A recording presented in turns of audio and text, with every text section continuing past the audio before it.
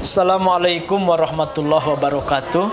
Alhamdulillah, alhamdulillahilladzi farrada siyam wasilatan litaqwa. Wassalatu wassalamu ala nabiyil mustafa wa ala alihi wa sahbihi ahli sidqi wal wafa.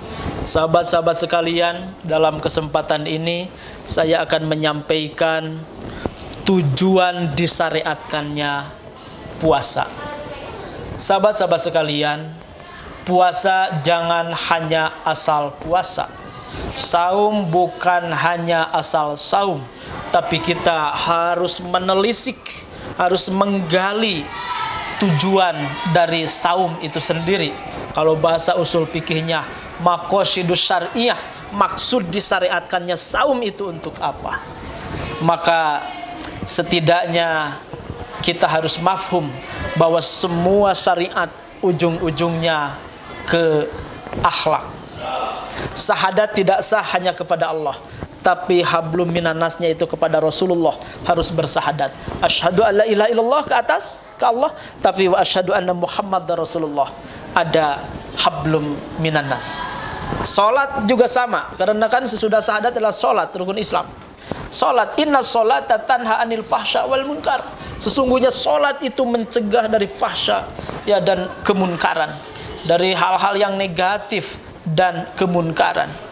Maka sahabat sekalian, ternyata tujuan sholat pun selain memang ibadah ritual, tapi ada dimensi sosialnya, yaitu mencegah kita dari berbuat keji dan munkar. Bukankah mencegah kita dari keji dan munkar itu urusan hablum minannas? Maka tujuan sholat pun adalah untuk ya baik secara sosial. Zakat jelas, tazkiyatun nufus, membersihkan jiwa, wa tazkiyatul mal, dan membersihkan harta, kepedulian sosial kepada sesama. Dengan zakat fakir miskin, dengan zakat kita bisa menyalurkan kepada orang yang terlilit hutang. Dengan zakat ada orang-orang fisabilillah, ada santri-santri yatim, santri-santri duafa, yang dengan zakat kita bisa membuat mereka bisa melanjutkan hidup, melanjutkan pendidikan. Maka zakat pun ujungnya adalah hablum minannas, adalah untuk sosial, bukan hanya menunaikan ritual saja, tetapi ada dimensi sosialnya. Saum pun sama.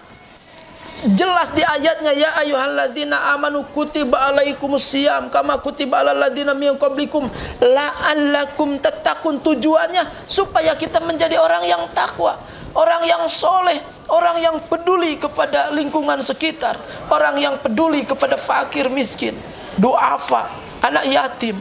Maka tujuan saum bukan hanya lapar dan haus saja, tetapi tujuan saum supaya kita menjadi pribadi soleh, soleh ritual maupun soleh sosial, yaitu pribadi takwa. Haji pun sama, wala ropasa wala pusuka wala jidala. Lagi haji itu tidak boleh ropas, berkata-kata yang tidak senonoh, wala jidala, tidak berdebat ya, dan lain sebagainya. Artinya ini ada dimensi akhlak, ada dimensi sosial, ada dimensi hablum minannas. Maka kita saum, jangan lupa, jangan hanya ibadah ritual, tapi juga dengan ibadah sosial. Kita saum, tapi memberi buka kepada fakir miskin. Kita saum, tapi memberi buka dan sahur untuk santri-santri yatim dan duafa. Kita saum, tapi juga kita berzakat. Kita saum, tapi juga kita bersosial dengan baik. Kita saum, tapi juga akhlak baik. Karena tujuan saum, substansinya adalah ke situ. Karena hakikatnya Allah tidak butuh ibadah kita. Justru dengan ibadah itulah kita membutuhkan untuk berbuat banyak bagi sesama. Barakallahu fikum. Akhirul kalam. Assalamualaikum warahmatullahi wabarakatuh.